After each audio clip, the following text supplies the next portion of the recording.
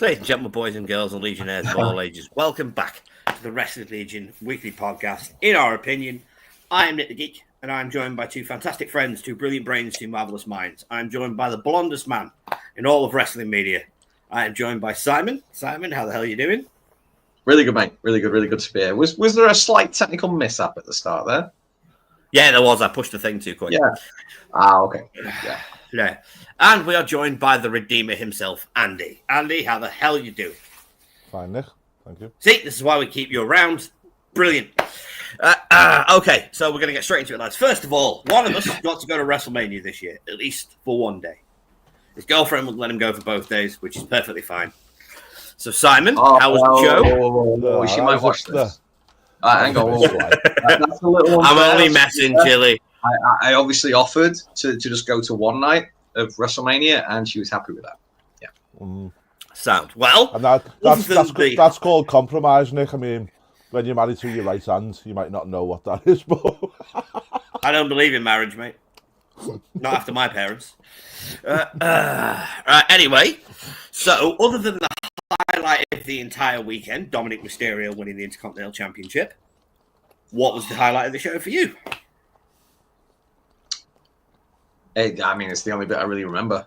I came alive for it. Anyone that knows anything about me knows that I have been a huge Dominic Mysterio fan for I think it's 19 or 20 years now. Ever since he made his debut, and just actually being there in the arena to see him win that IC belt live, it was special. It was really special. I can't stop caring after that. Question from me, Si. So, obviously, you were at the last two WrestleManias before this with us, and then you were at this one. So you probably got a bit of less unbiased than us. But I felt that this year's WrestleMania was weaker than the last two. What was your thoughts on it? Yeah, it's not quite the worst Mania I've been to. I was at 24, but it's... 24 was terrible. Everyone says that, man. You know, for years I was like, I went to WrestleMania. Everyone's like, which one? You're like, 24. They're like, sorry. But no, it was a good show. Just not the same as the last 2 years. Yeah. Nah. Well, that was the thing. I mean, the main event's got a lot of slating. And for me, it's because they should have done John Cena's heel turn at WrestleMania, not at Elimination Chamber. If they'd had him turn heel in the main event on Cody, I think it would have meant a lot more. It would have made the match mean a lot more. It would have made everyone forget about the fact that John can flat out not go anymore.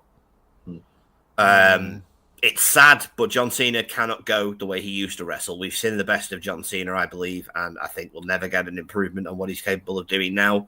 I think the heel turn is going to help hide the negatives and accentuate the positives, but the unfortunate fact is, with the exception of his mic work, Andy, I don't think there's many positives left in Cena. Would you agree? No, I think he is. I mean, do you know what? I think people are looking at it from the wrong perspective with John Cena. I mean, just one more thing on the WrestleMania. I think this year they took a bit of a year off, kind of like a stand me up match, where they have a let me up match. I think they've done the same thing with Mania because I think they were a bit too arrogant in the fact of that the last two have been a banger. We've had a bit of a slow one, but also I think because it was in Vegas, they just expected to sell it based on it being in Vegas. And it's funny. They put enough into it. Well, it's funny because if you look at the last WrestleMania, which was in Vegas, which was WrestleMania 9, I do believe, it was terrible. Yeah. It was an awful Mania. I mean, I'm expecting it to be... Sorry, go on. I was just going to say, it was so bad it was good. It was memorable because it was different. I liked 9. I'm not going to lie, I did like 9. Yeah. But I do think next year it'll probably come back up to scrap because realistically, who's going to travel to New Orleans for any other reason but Mania that weekend? And I think that's where WWE shine because they know they've got to. And I think that's what you'll probably see, I agree with that. In my opinion. Okay, so back to John Cena. I think people are looking at it from a different perspective, in my opinion. You know, they're still expecting John Cena to be really big part of the show. They're expecting him to be like perform to the highest levels and stuff. Where me, I look at it a bit differently. So for me, it's like John's ain't what he's getting. If anybody in wrestling has earned that, he you know, I mean, sorry to use a football analogy or soccer for you American people who try and rob every name. But Colonials, call them what they are. yeah. I look at it from a perspective which John Cena is doing his victory lap of the pitch at the moment. Okay. And it doesn't faze me as much because of that, because it's kind of like, okay, we know he goes up to December. We know that's the end of the deal for him. We know what we're getting, and it's kind of like, do you know what, John? You go and do you, mate. Do you know what I mean? Go and have your fun, go and have your bit. And I don't know whether that makes me critique him less because of it. Okay. No, I get that. Well, the way I look at it is, as you say, I totally agree. He's earned this. Like, if anybody in professional wrestling has earned a right to get this final run the way in his own terms, it's John. And I think he's done the right thing by turning heel because, one, never seen it since 2002. And I think a lot of people forget, or they don't know because they weren't alive, that John Cena was a heel when he started in the business. When he was the Doctor of Thugonomics, he was not a good guy. And then he turned face in 2002, and it was just a straight babyface run from then on. But I like heel John Cena. I love the crux of his heel turn being the only way he thinks he could do it, which was turn on the fans. Too many people turn heel, and they don't turn on the audience. They still want that. Charlotte Flair's guilty of it with this whole they woo or they boo thing. It's like she's guilty of not turning on the audience to be a proper heel, whereas John has full on turned on the audience, Simon. Would you agree that, like, also this is Charlotte the best Flair likes angle to do for him? insults and stuff like that. She likes to do babyface moves. Yeah. True. So I've got to kind of put this in context, right? When we knew John was coming back, I've always been a huge fan of John. Like, I know you. I associate with him. The guy is 3 days older than me. So to see someone who is like my age performing in a ring is pretty inspiring these days. And I wanted him to have the last glorious run. But it was pretty obvious as soon as he came back that he had limitations. Like, we saw him in the Rumble, we saw him in the Chamber. He's not got the same tank on him he used to have. He gets gassed easy. He almost seems a little bit afraid to go all in just in case that injury crops up. You know, he's not as fit as he was. He's not got the same stamina he used to have. He's not got the same strength. And straight away, how do you hide that? You know, how do you hide those limitations? And I think that's exactly what they've done by making his story kind of minimalistic. And that he does as little as possible, and he gets away with it because it's the gimmick and it's the character. So back to your question, I think it's exactly the right thing to do to get the turn heel on the fans. We don't see it nearly enough, and I think that's where a lot of the comparisons with Hollywood Hogan have come in, because that's exactly what he did the first night he joined the NWO. But I think that's where the comparisons end, and I think, unfortunately, on the flip side of what has been a good heel run, I think the negative is the clusterfuck of The Rock being there and then not being there. And also, there's been too many expectations with the NWO, with The Rock's numbers count down. People are expecting other people to join. They're expecting Cena to do... The main reason people are disappointed is because it's not what they were expecting to see, as usual. Precisely. I've seen it differently. Like right from the start, I've seen this as more of a Bob Backlund 94 heel turn than a Hulk Hogan 90 heel turn. Yeah. He's now the old guy who can still go and who's had a glorious past. And, you know, he's getting a much more well-deserved run than Bob did. What did Bob get, like 6 days with the belt? Yeah, it's... I think they've done exactly the right thing, and I think there's a lot of good story to go yet. Well, I still think, sorry, just to butt in, Nick, but go on, Andy. I still think we're going to get the whole Rock story and everything else that comes with it at SummerSlam, because don't forget this year, and probably it's a bit of, while they figure it all out, is probably why Mania was holding back a little bit, is they have a 2-day SummerSlam this year. 2-night SummerSlam, sorry. So, you know, I think probably a lot of it will come to fruition at that point. I'd agree. Well, what I'm hoping for, I mentioned it to you before we went on air, Si, is I would like John Cena's angle to work in the respect of he keeps cheating to win, and his matches get progressively worse. But after every single match, whoever it is helping him to win says, "Don't worry, John, I'll never let you lose that title." And John turns around and says, "What are you talking about? I didn't need your help. I'm John Cena. I could do this on my own." And he gets more and more deluded as the year goes on until he eventually comes up against, hopefully, Roman Reigns. I don't want it to be Cody as much. And I know that's a surprise. I love Cody Rhodes. But if anybody is going to be the one to take the 17th title off John Cena, it needs to be the biggest star in the industry. And the biggest star in the industry is not Cody Rhodes. It's Roman Reigns. Cody's the biggest babyface, but Roman is the biggest star in wrestling right now. And I think the person who should get that rub is Roman, as he's going to be the guy that replaces Cena. Can I give you a different perspective on that? Yeah, of course you can.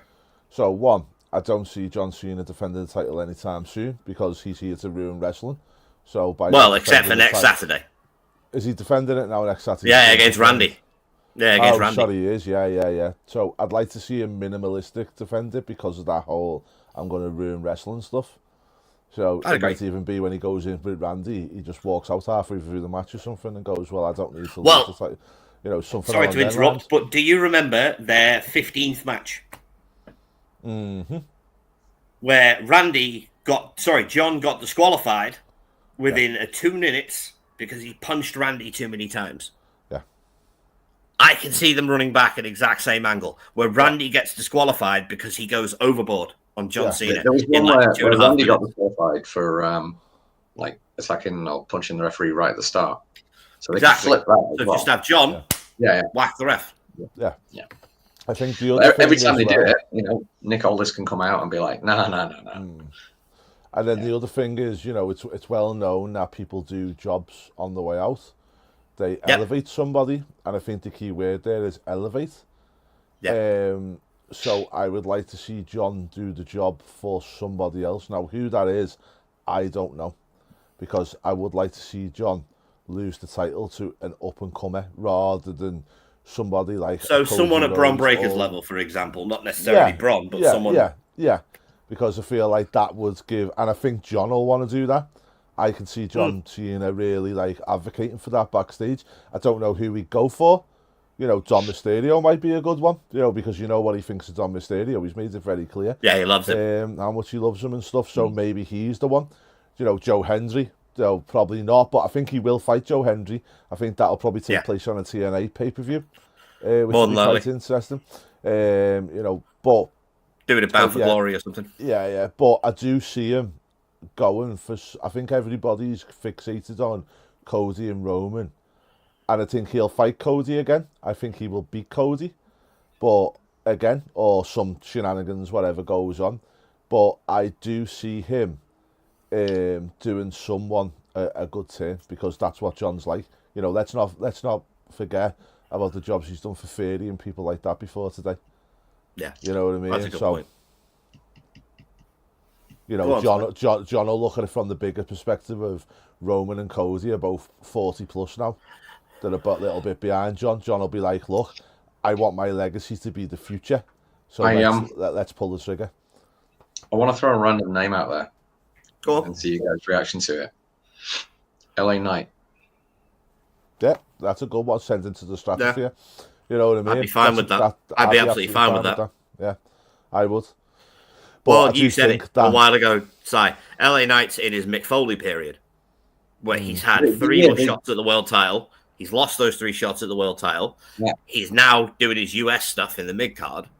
So, and weirdly, the same applied to Jey Uso. It was like his 4th attempt. But yeah, LA Knight is, I believe, early 40s. It's time to pull the trigger. He was so over a year ago. They can easily get him back there with a win over Cena. Oh, quite easily. Nice little title reign. Yeah, and I think that's where it'd be a waste if they didn't go down the route of that, because you both ask yourselves, do Roman and Cody need to take that belt back off Cena to get that rub? No, I'd just like to see it. It's personal preference. Yeah, I do think one way or another, Cody's going to make his return, either during or at the end of the match at Backlash, and set up a triple threat for the month after. I think that's how we're going. Oh, 100%. And I feel like we're going to go down that route, but I think everybody's expecting Cody to beat him at the end, and I think that's where the swerve comes into it. You know what I mean? And then also on top of that, it's like, you ask yourself realistically, Cody or Roman beating Cena, what is the difference to Brock Lesnar ending the Undertaker's streak? And I think that'll be probably John Cena's angle to say, well, you know, we done it with that. He didn't need it. It didn't benefit anybody or get anything out of it. Yeah. And I think Triple H will know that as well. And that's why I think they'll go down a different route. Well, there's one option, which I know you'd like to see, Andy, and I know Simon would like to see as well, which is they could use the Cena-Cody rematch as a catalyst to turn Cody heel. Yeah. Because if the fans turned on Cody at WrestleMania, now whether it was just a Vegas thing or whatever, they were all booing him on SmackDown. They all booed him at Mania. Well, you were there, Si. They were booing him at Mania after his entrance. There were a lot of cheers as well, but it's just that. Yeah, you know, it's John Cena. You know what I mean? You can do that with Cody, with John Cena. It's different. But one thing that you've just piqued me interest in is, if you remember the story of that match, was when Cody decided to do the babyface thing and not finish John off. Yeah. And then John beat him. So we're already planting that seed. So that could be a way that they go. You know, they've already planted that seed there, if that's the thing. Yeah. But I believe in order for Cody to complete that transformation, he has to lose again. He has to not get that belt back off John. So heel Cody doesn't take the belt off John, because heel Cody can't. Exactly. In order for the story to work, because Cody's got to get that frustration. He's got to turn heel, beat a lot of people up over a certain amount of time, and then get it. Exactly. Straight up. I've wanted to see it for 4 or 5 years now. Ever since around the time we had that flaming table match. I forget when it was. Versus Andrade 2023. Yeah, I don't care what he says. He was wrestling as a heel. He was reacted to like a heel, and he was being booked like a heel. He was everything but a heel by name. But ever since then, yeah, it'd be fantastic. But sorry, guys, I don't see it in the next year or two. It's he's making him too much money. I tell you what else you could do. There is a face of the level. The Rock turn on John and say, I've created the monster. Rock turns face again, wins the title, which then sends Cody over the edge. Then you have Rock Cody, and then heel Cody takes the belt off Rock. Yeah. So actually, you can float him in. Right. Now we're going to move on, guys, because that's enough about John Cena and WrestleMania. It's been over a week.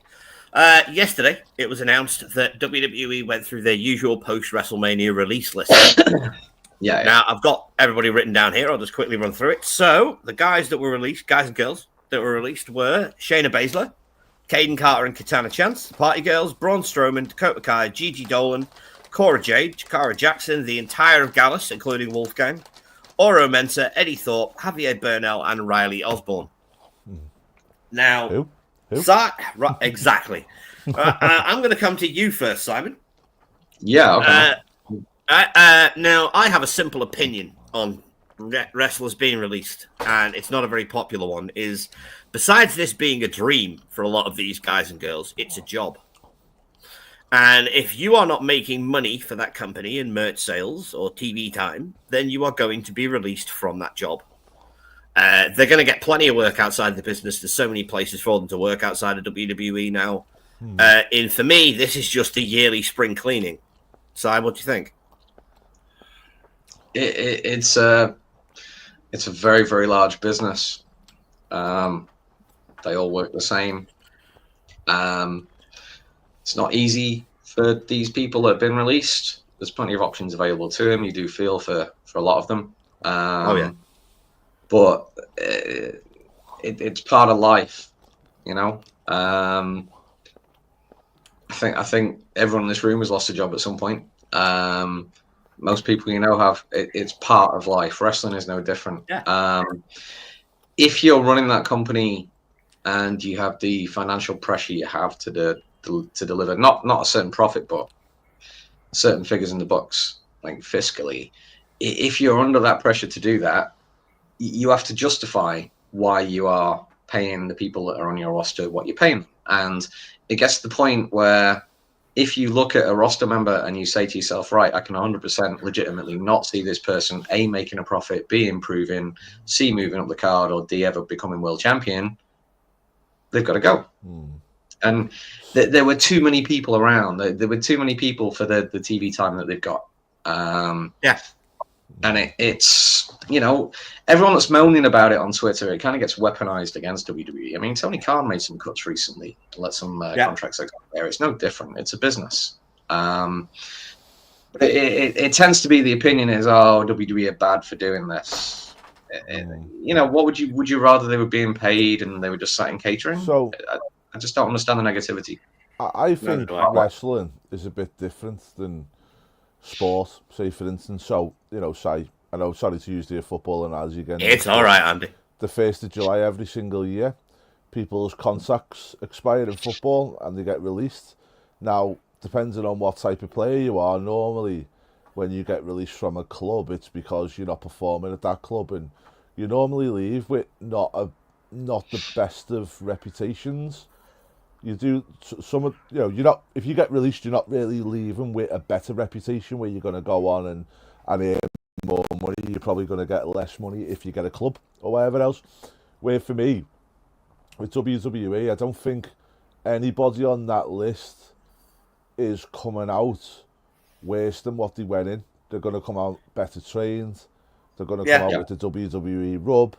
There's going to be indie shows and everybody else clamouring to grab them. So, for me... Well, for example, Dakota Kai has apparently had loads of interest. They're always going to, but it's like...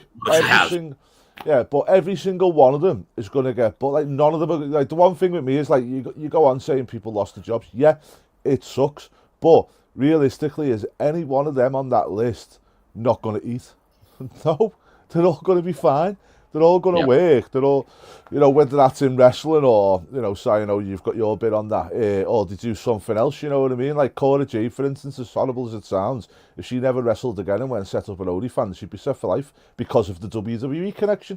So, again, it's like, you know, you've been exposed to a bigger audience, you've got, you know, you've probably learned a lot more in terms of production and how you thing yourself and all the rest of it. How to present yourself on a TV product. Yeah, you know, even as far as if you were to go and hit the Comic-Con scenes and whatever else, or the WrestleCons and stuff, because you've been in WWE, your autograph's worth more.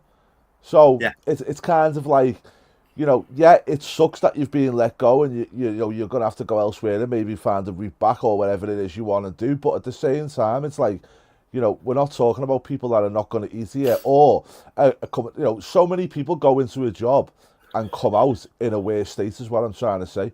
Where these are coming out in a lot better state than what they went in, and that's what for WWE gives you, and that's why none of them would turn down WWE in the first place, and any indie wrestler out there now wouldn't turn down WWE. Look at Joe Henry, you know. He had an appearance at the Royal Rumble, an appearance at WrestleMania, mate, and he shot to the stratosphere compared to what he was 5 years ago. And it's like, you know, he was doing some great work 5 years ago in PGW, whatever it is.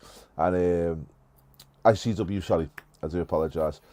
ICW, PWG, WCPW. Joe was making a big splash on the indie scene. He then got hired by TNA, went viral, and has been elevating himself. And as you say, that appearance at the Rumble and Mania has taken him from here to here.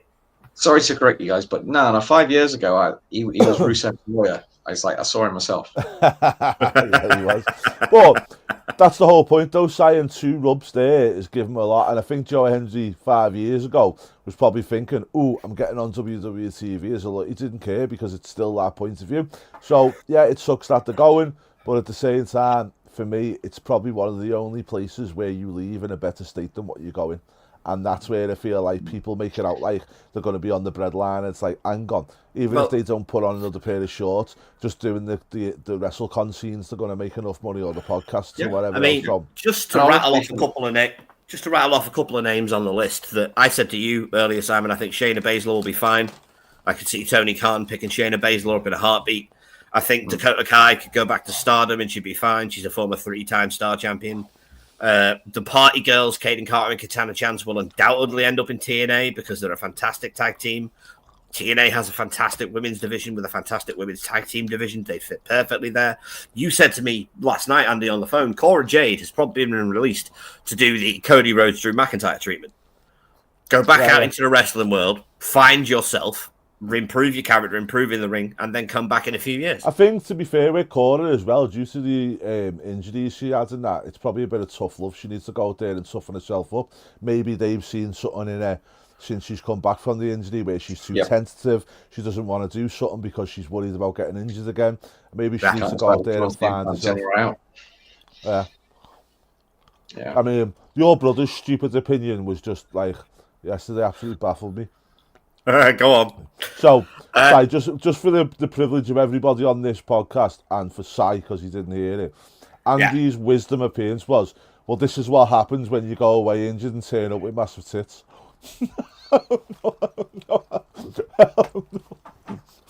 Yeah, I mean, he's not wrong. He's not wrong. Yeah. When you look at this list of names, it's like, I think the only one that really surprises me is Gigi Dolan. I wasn't a fan of Priscilla Kelly or whatever the previous incarnation was, previous character. Priscilla Kelly. Yeah, I was never a fan. Didn't like some of the stuff she did on the indie scene. Using tampons in any way is a big no-no. I mean, yeah.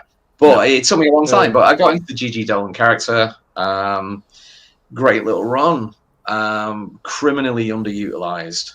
And for me, the whole turn with like the barbershop and whatever was the wrong fucking way round, right? Yeah. Gigi should never have been the Jannetty. If they'd done that the other way round, and the other girl, you know, where is she now? Can't even remember her name. Jacy Jayne is in a trios team who are basically a rebuild of Toxic Attraction under a different name called Fatal Influence. Yeah, dude, you're missing the. Let's try that again. Just cut that bit out. And where is she now? Like, I can't even remember her name. Whereas Gigi, it would have worked so much better the other way around. It's a shame. I also think Gigi's like look and personality and everything was something different. You know, I understand. Like I think I said to you yesterday, Nick. Like Cora Jade and Roxanne have probably battled for years for the one that was going to go to the main roster because there can be only one because they're so similar.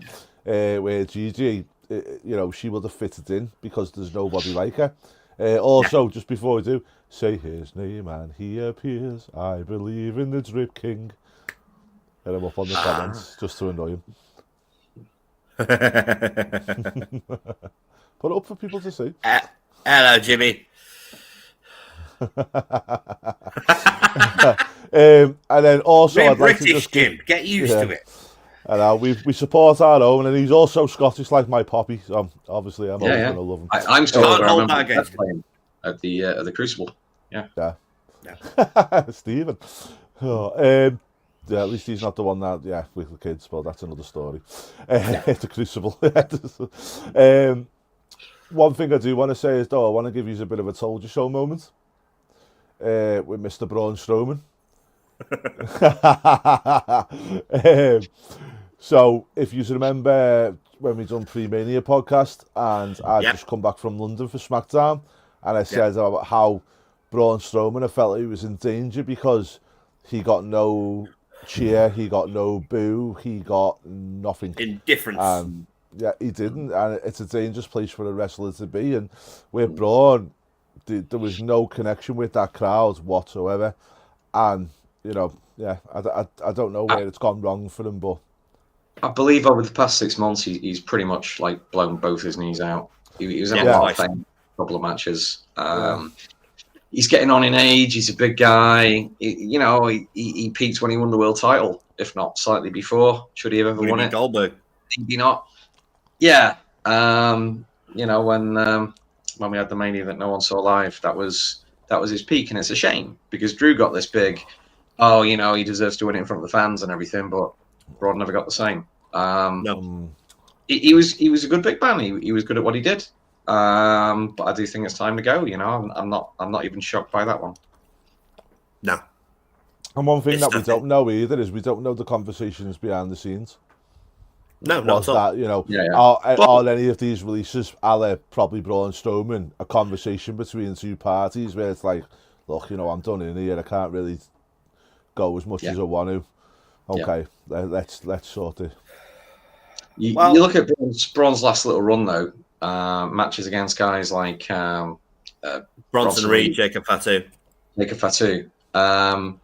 He's put people over on the way out, you know? Yeah. Yeah. He massively put Jacob over. No one's done it this year to the level of Tanahashi, has to be said. And also one thing I'd say as well with Braun is like, you know, if you're on your way out and you still want to go and do indie work or whatever else it is you're looking to do, is the best way for WWE to be the one that lets you go? Or is it better for you to say, well, I'm going? Do you know what I mean? Yeah. It's like kind of, you know, maybe that's the conversation, is do us a favour, let us pop out of here where you let me go rather than make it look like I can't go anymore. Yeah, this is the problem. I mean, like I said, I view these releases as the same as any other company. It's a job at the end of the day, and people lose their jobs all the time. People get released all the time. Yeah, it's a dream job, and it's professional wrestling that people live vicariously through, but it's still a job. And unfortunately, when you have, 387 members of your roster at last count in WWE that are signed to your deal, and you only have TV time for, say, 110 of those in a monthly basis. Yeah, and you've also scaled back on your live events outside of that. Yeah. Then, unfortunately, cuts are going to happen. It's sad. You never like to see anybody lose their job. But as you said, Andy, these people aren't going to starve. No, They've been paid damn well. I think the other thing as well is, like, you know, I know people say that this relationship between WWE and TNA is being very, how should we say, one-sided. I don't believe that's the case. I think it's, you know, WWE. Neither do I. They've had the champion with the belt on telly multiple times and whatnot. But, you know, how do you know that this isn't a kind of release some of them and then, you know, with the view that TNA, or is he going to get them, pick them up after the 90 days? Because again, it's like, you know, then it gets tongues wagging of, oh, well, they were released in this, but they're meant to be in partnership, and it creates that media buzz again, doesn't it? You know what I mean? Just to use one example, Indy Hartwell, who I can't stand, by the way, last week signed with TNA. 2 days after a no-compete ended. 2 days after a 90-day no-compete ended, she signed with TNA. There's a very high likelihood. Like I said before, I think Caden Carter and Katana Chance are definitely going to end up in TNA because they're a fantastic tag team. TNA are always after fantastic women's tag teams. They have a fantastic women's tag division. It'll fit them perfectly. I don't think any of these people are going to be out of work for a long period of time. No, and as I say, you don't know if it's already been agreed in the background because obviously WWE and TNA probably don't want to entangle business-wise like that. So by doing that, giving them the 90 days to stay off telly where it creates the buzz when they come back again, as TNA have had the rub of in the past with some of the debuts that they've had from them, it's like you don't know whether it's already there and done in the background of like, we're going to release you, but you're going to go to TNA in the future. Don't forget, WWE are supporting TNA because of the big TV deal in India, because TNA are quite big in India, aren't they? And with WWE going to Netflix, they don't want AEW taking them big TV deals like the Indian ones. So by supporting TNA in a kind of proxy way, you know what I mean, without going too far about throwing all stars on there, again, you're helping them out, aren't you? Yeah, precisely. Right, lads. Now, I'm lazy, so that's all I came up with to talk about today. Awesome. Sorry, this was a last-minute thing. Give me the ball, dude. Right. Right. Okay, so what I would like to talk about this week is have a 2-minute spotlight, and I would like to show some appreciation. And I do a lot of negativity. I talk negatively a lot because I've seen it all before, and it takes a lot to enlighten me. It takes a lot to make me happy watching wrestling these days. I'm not gonna lie. This week on SmackDown was an absolute dream. Did you guys see Fraction wrestle Pretty Deadly? Yeah. Yes, I did. It was fantastic. How good was the match? And let's not. Amazing, with the exception of the accident. No. That's nobody's fault. Okay, he was lacerated from his chin. It was an accident. It was an accident. But it's got to be said that these guys, Axiom and Nathan Frazier, are absolutely smashing the ball out of the park. Being Pretty Deadly this week. I'm still sure we're going to get a 6-man tag that I talked about last week. I'm sure we're going to get that next week. they are going to go right to the top. They're going to skyrocket. And to see my boys come up on the main roster and do so well against established tag teams and get team time every week is, yeah. I just wanted to... Can I just give some flowers to Pretty Deadly as well? I think they're very, very underrated. Very underrated. Yes, they are. Yeah. And you know one thing I like with Pretty Deadly is they're very good storytellers in the ring. Yes, I watched them against the Street Profits for the titles in London. They were on that card, and some of the things that I liked is like there was a bit where Ford threw one of them into the buckle, and the other guy to be honest. Don't quote me on which one it was. I can't remember. Yeah. No, yeah, but I don't know. I don't know. And Elton came and did the Beverly Brothers thing and like protected the turnbuckle. Yeah. And I like all that. Do you know what I mean? And I think they tell that story as they're there to help each other. They put themselves on the line for each other. Well, I really do like them. I do. And I think at some point I'd love them to have a tag team run. I hope so. They get the championship belts for them. To bring it back to Fraser and Axiom, they're also very good storytellers in the ring. Which is why the match was. This is the one thing that a lot of people have lost in modern day wrestling, and Triple H and Shawn are doing their best to bring it back in WWE, which is the ability to tell physical stories. You're not just out there to have spots after spot after spot and wow the fans. You're out there to tell a physical story. You're out there to develop the storyline that is going on backstage and in promos in a physical way in the ring. And Axiom and Fraser understand this. Even to the point that just before the match, when Nathan Fraser turned around and said, "Be careful what you wish for, boys," Axiom turned around and went, "What are you doing? We're trying to not make waves here." And Nathan's like, "Oh, we'll be fine. We're the best tag team in the world." This is a good story. It's got good story beats. It's got interest from the fans.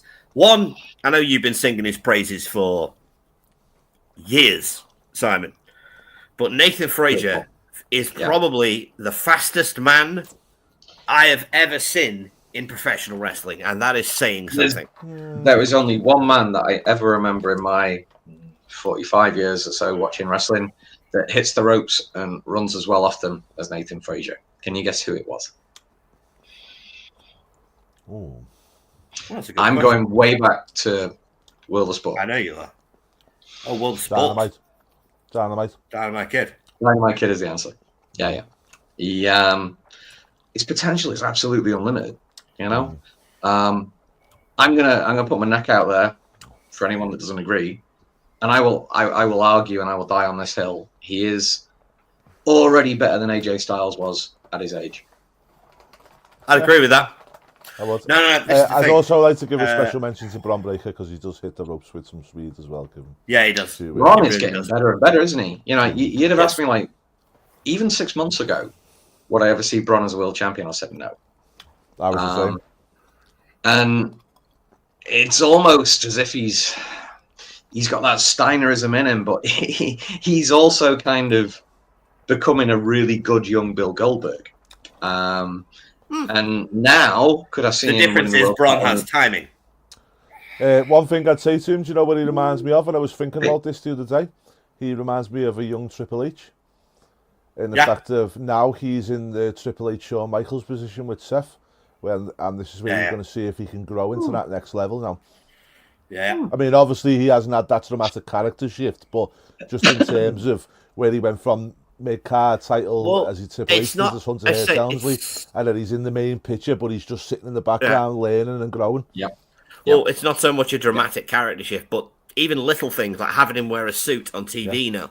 Oh, a good thing there, Jimmy's just made the point. Batista in Evolution, another one, kind of in that main event scene, but not pulling the trigger, just sitting in that main event scene. We were having a chat. We were having a chat last week about saying, is it going to be an Evolution type thing? And we all said they've got Batista, they've got Triple H, they've got Flair. I don't know why people are comparing Paul to Flair, because Paul ain't never going to wrestle. Paul doesn't wrestle. Doesn't need to. I answer me this question, because I don't believe this, and when I read this was like, what did Flair add in terms of his wrestling? I thought Flair added to Evolution through his what he'd done outside of the ring more than in it. In the ring, I'd say the way he added to Evolution was especially during his tag run as Batista's World Tag Team Championship partner. So he did, right? I don't know if it was the first or the second Raw that was live in the UK, in Manchester. I'm talking 2005, 2006. And on that Raw taping, there was a 6-man tag match. Flair was like in his Evolution, might got the year wrong, but Flair was in like, he was a key part of the in-ring team for Evolution. He wasn't just 03. he was 03, okay. Fair. No. I agree with you, mate, and I agree with you that he added to it and all the rest of it. But for Paul me, Heyman doesn't wrestle. the biggest value he added was the mouthpiece that he gave, and I think that's why people are getting that connection. Okay. No. No. I'd agree with you there, but I'd say that Paul, they need a veteran, and I hate I'm going to say it, but it should be John Cena. Seth's the veteran. No, he's not. Seth's Triple H. Seth's Triple H. No, he's not. No, he is. If you are comparing them to Evolution, Seth is Triple H. Bron Breakker is Batista. They need a Ric Flair and they need a Randy Orton. And John Cena should be that Ric Flair. Because then Seth's group, whatever you want to call them, can make sure that John keeps that title for the remainder of the year. And it can further the idea that I like of John Cena constantly going, yeah, but I didn't need your help. No. You keep all this away from Cena. Let's not do it heel. Let's just keep it all away from Cena on the other brand. You don't need to. No. Okay. But they do need a new member or two. I hope it doesn't stay just as it is, because the Dangerous Alliance always had 4 or 5 people in it. Well, Becky Lynch is going to be one, isn't she? Let's face it. That's already in the pipeline. You'd think so. No. It makes sense. Does she need someone to talk for her? No, I don't think she needs them. I think they need her. Oh. Have we ever seen Becky and Seth like? Don't add anyone. It'll only make Breakker a bigger deal when he's the only there's a one couple doing of all the mixed work. tag matches, didn't they? I'll give you that, Jim. Well, Becky and Seth did have a small time, didn't they, when they'd done a few bits and bobs? Didn't they wrestle Maurice and Miz at one point? Yes. Right, Okay. Can I just spin it round? Hang on a sec. Point that Jim makes. Don't add anyone anymore. It'll make Breakker a bigger deal when he's the only one doing all the work. It's a fair point. Yeah, it is. Okay, so I want to spin this on its head now a little bit. So there's something that I've been thinking about for a while, and it's going to be a bit of a long spiel, but trust me, I'll get there with it right. So we've got money in the Bank's coming up in 4 weeks. 4 weeks on Saturday, so you've got obviously Backlash coming up this weekend. 4 weeks from that time is Money in the Bank, right? Now, I think we're in a bit of a situation at the moment with wrestling, where it's kind of like, okay, so you've always had Cena with Edge, Cena with Punk, Cena, they're kind of the two kind of big stars that you could say, even if you go back as far as 95 with Bret and Shawn, them kinds of dynamics. There's always been kind of two, apart from the time when you had... Eh? There's always 3. Yeah, well, I'll say, sorry. The main event babyface, the main event heel, and the guy in the middle. So when back in the day when you had Hogan and Andre, you always had Randy Savage. Yeah. When you had Shawn and Cena, you always had Edge. When you had Shawn and Bret, you always had The Rock or Steve Austin or Triple H. Or no, you didn't. No, you didn't. You didn't have Rock or anything when it was Bret and Shawn. Mind you, early 90s you didn't. Yeah. So you'd always have Taker. But, okay, so anyway, right. So, maybe 3. 3 is fine. You want to go down that route, right? But you look at the WWE at the moment, right?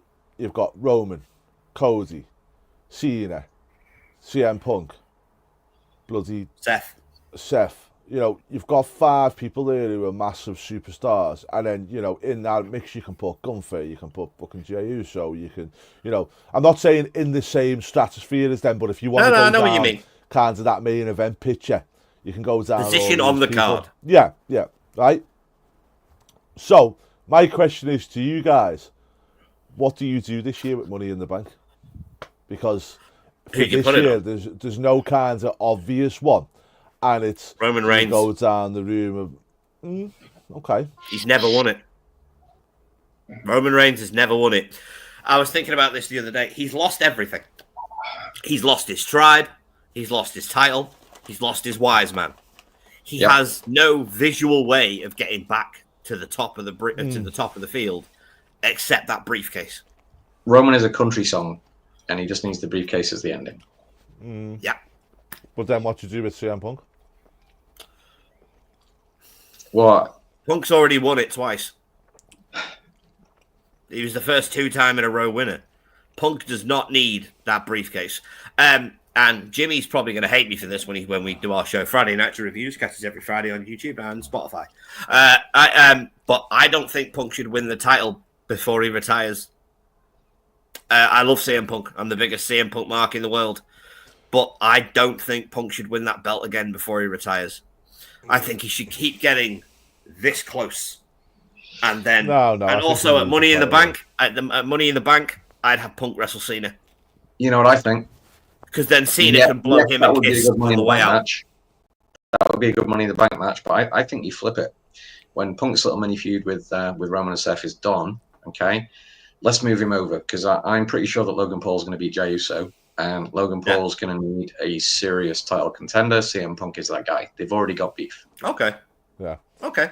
So you've got Sami Zayn, Jimmy says, which would be fun for Jey Uso. That'd be a good one, yeah. Yeah, I mean, the other thing is, like, LA Knight would be a good one if you want to go down that route with him. I mean, to maybe have him cash in on Cena. Seth is always an option. Seth is a good option, yeah. You know, he had a good one last time. But what I'm saying is there is a lot of different avenues you could go with that, which is quite interesting. I mean, you look at the 2001 roster, like specifically, you look at the WCW roster in '98. It's not always just 2 or 3 or 4. There's quite a lot of times over the years where you know, different companies have had like maybe even a dozen names that could legitimately be the face of the company. Well, I hate to bring them up, but look at AEW. Look at AEW. They've got Kenny, they've got Will, they've got Okada, they've got, I hate to say it, Moxley. They've got 5 or 6 guys in that company that could be the next guy. How many places have we got? And they've got no writers. Don't even get me started. Anyway, we will talk about AEW. I just had to bring that up because it was relevant to the question at hand. Yeah, but and then on the women's side, I think for me is probably the most. Well, for me anyway, it's there's 2 options on there. I think you've got Roxanne, who had a good showing in the Royal Rumble. You could take the briefcase, and it could probably help her. Again, say not what I want to see, but I'm just looking at it from a logical point of view. I know what you're going to say, and I completely agree. And then the other one is the Donald Trump comeback. Chelsea Green. With the help. One name, 4 letters, and it's the same colour as this little logo background right here. Chelsea Green. No. Jade is the next big thing in the women's division. She outshone Tiffany last week. She is getting a great fan following. She's coming off victory after victory after victory. Oh, let's just hear it for Jade. Let's hear it for Jade, everybody. I like Jade, but does Money in the Bank help Jade? Yes. I don't know. Yeah. I think Jade does better without Money in the Bank and wins the title clean. I don't think Jade needs Money in the Bank, but I think Jade could do a Rob Van Dam and call her shot. I don't think Jade needs Money in the Bank. But I think Money in the Bank needs Jade. No, Money in the Bank needs Chelsea. I just had a good thought for who could win the guys.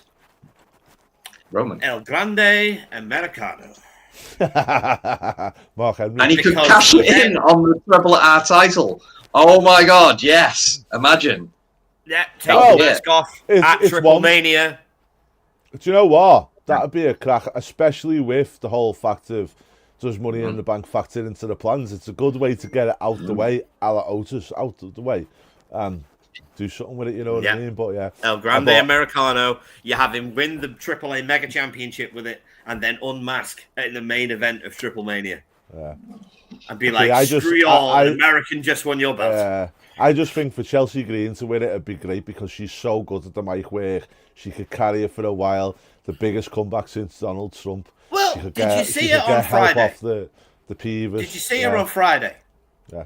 Where she was dressed, by the way, like Kennedy's wife after the assassination. All right? That is a deep, deep political cut. Now, even if that offends some people, that is an amazing thing to do. Yeah, but I do get it, but I like it. And then also you could have Piper and that come out and help her with it. And you know what I mean? I think for the women's, as you say, Jade's a good one. I think, what's her name? Fucking hell, I can't remember her name. Roxanne's a good one. For her, Roxanne more for her than what I think she can do with it. Yeah. And I think Chelsea Green's probably the obvious one for me. I think Jade is a good one, but I do think Jade can do it without the briefcase. And I think for Jade's character being this strong, dominant person and stuff, is going and doing a cash in on somebody and all the rest of it that goes with it is potentially not the way to go with her. I'd have a challenge, win clean, and not have a Money in the Bank involved. I could see that. Well, there's a good chance that Jade is going to beat Nia next Friday and then get her title shot at Backlash. Yeah, so maybe that's the way you go. A very good chance. No. Right, we know what the match is again. And I've seen a lot of comments this week on X. And to be fair, I think they've got a point. Why is this match, after the match we saw on SmackDown, why is it Jade against Nia? Why isn't Naomi in that match? Guys? No. There is no actual reason why Naomi wouldn't be in that match. There's a good chance that she wangles her way into that match next Friday. Or Naomi cost Jade. Yeah. Or Naomi cost Jade and they carry on that feud. Yeah. But we are fast approaching that time of day, boys. Can I just say one more thing as well? I think the Raw Women's division with losing Liv Morgan could do with a shot in the arm from Chelsea Green as well. I think that's what the whole Roxanne Perez is going to fill. No, because you've lost Liv and you've also lost Bianca for a while, haven't you? So having Chelsea win the Money in the Bank, transferring it over to Raw, and she beats Io. Not a bad show. Chelsea's not world title material, dude. Yes, she is. She's over. She's an entertaining wrestler. She's a comedy wrestler. She's got a good following, but she's not world champion material. Sorry. So what was different between her and JBL then, with the whole comedy cabinet? JBL could wrestle. So can Chelsea. Yeah, Chelsea can. Well, for she's what a girl. All right. She's like Selena Vega level. She's not a great in-ring technician. So neither was Hulk Hogan. Would you say she was Selena Vega level, or would you say she's Liv Morgan level? Liv is way above Selena. No, sorry, above Chelsea. You'd say Liv's well above Chelsea. Liv's well above Chelsea, yeah. I would respectfully disagree with that statement. Yeah, so was I. She's come a long way since the Psycho Bride in TNA. And she's entertaining, she's engaging, but when it comes to like in-ring skill, when did you last see Chelsea Green have a match that went more than 6 minutes that was entertaining throughout? The dumpster match with Michin 6 weeks ago. But when have you seen Chelsea Green get that opportunity to showcase that more? Do you know what I mean? Last year's Money in the Bank. I mean, one thing with Chelsea Green, which I think is interesting, is she hasn't had a lot of TV time because they didn't give it to her, and what she's done with what she's had, she's maximised and done well. So exactly. Okay, Chelsea Green is a perfect example of maximising your minutes. And that's what wrestling's all about. And I can tell you one thing. The opposite. In London, she was over like Rover, mate. Yeah, she's over. And let's face it, Jey Uso, not the best in-ring worker, world heavyweight champion right now, because he's over like Rover. He's not over. The word yeet is over. It's Daniel Bryan. Don't even get me started with that crap, because Americans don't seem to know what yeet means. To yeet somebody is to launch them. Right? To yeet somebody is to throw something, or to boot something, or to welly something. Right? It is not to do with this. Celebratory, yes, is what it means. Right, but yeah. Any final thoughts, boys? I think for me, his Backlash is shaping up to be not a bad pay-per-view.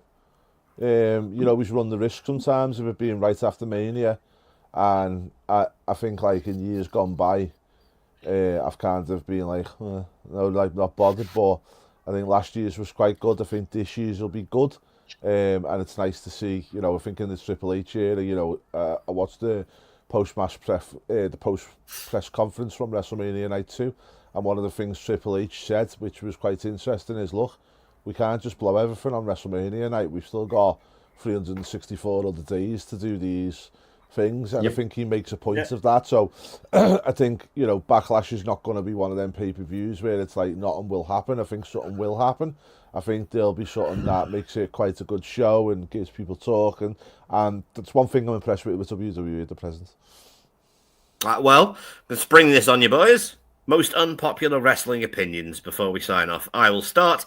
Last week's TLC was the worst TLC match ever. Yep. And I'm comparing this to all the other TLC matches in WWE. There's been 7 of them. Even the ones There's with been Kane? 7. No, there's been 7 TLC matches. Not Money in the Banks, TLC matches. There have been 7 TLC matches. Wasn't the Big Show in a TLC match? No, that was Money in the Bank. And this is the worst TLC they ever did. Because all this TLC did was nod back to the original TLC matches. It was 3 fantastic creative teams who could have spent the entire time making a name for themselves, instead ebbing performances from the past. That's not how you get over. I'm not saying it was a bad match. I'm not saying it was a bad match. I'm saying it wasn't as good as any previous TLC. And that is my unpopular wrestling opinion this week. You are vastly underestimating the power of nostalgia. Nostalgia is very important in wrestling. If it's a nod, how can you sit there and criticize a nod of the hat to something that was great 20 years ago, paying it as a tribute, when that's pretty much all AEW do nowadays, and you love that shit? Double standards, I haven't watched AEW since November, so yeah. And you come across Dave Meltzer, wrestling chat room virgin at this very moment, Nick. No, excuse me.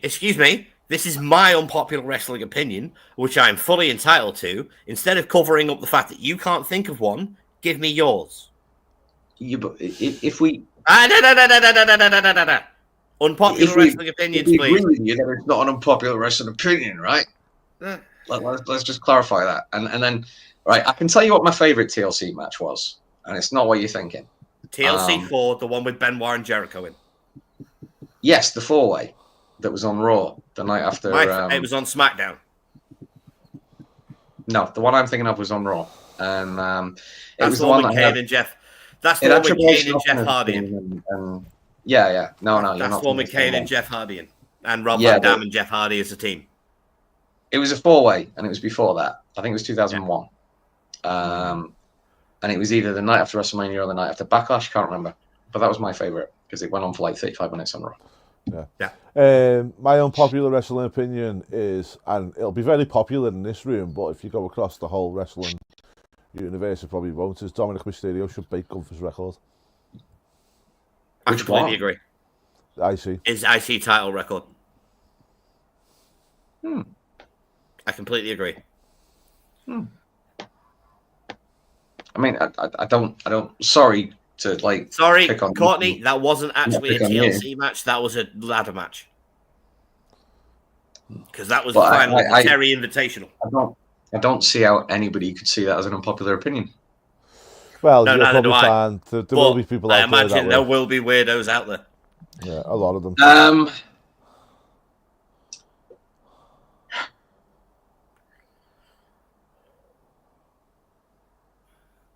Yeah, I'm gonna have to have something here, aren't I? Yeah.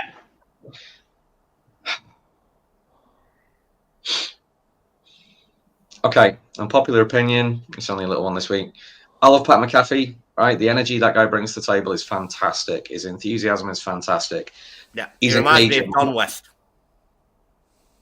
In a good way.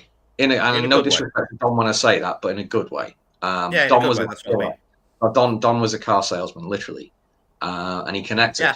That has that connection. Sometimes he'll say the wrong thing, but he's fantastic at what he does, right? However, does Pat McAfee need to be in the ring just so we can set up a Goldberg match? No. That's my unpopular opinion. I agree. Pat shouldn't be wrestling at all. Right, but, gentlemen, that is it. We are fast running out of time. Ladies and gentlemen, boys and girls, legionnaires of all ages, thank you very much for tuning in. We love you all. Please, if you enjoy what we do here at Wrestling Legion, please like, subscribe to the channel. It's free. It's the only... Please like and subscribe to the channel. It's free. It really helps us out, and it's the only way the YouTube algorithm knows that we exist. And always remember, we are but 3 geeks obsessed with a good show, and our opinion means nothing without yours in the comments below. Wrestling Legion. We make it make sense.